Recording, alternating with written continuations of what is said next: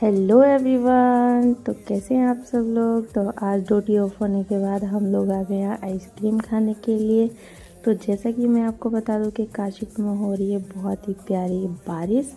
तो बारिश में सब लोग खाते हैं पकौड़ी चाय, लेकिन हम दोस्तों को खानी थी आइसक्रीम। तो हम पहुंच गए भैया की शॉप में आइसक्रीम खाने के लिए। बारिश के मज़े लेते हुए यहाँ पे हमने खाई आइसक्रीम। तो ठंडियों की पहली बारिश पड़ चुकी है और जैसा कि आज बसंत पंचमी भी थी और बारिश भी हो गई तो मज़ा दुगना हो गया भी आ रहा है। तो चलिए दोस्तों, अभी चले जाते हैं हम घर को। तो ऐसी और वीडियो देखने के लिए चैनल को फॉलो कर लीजिए।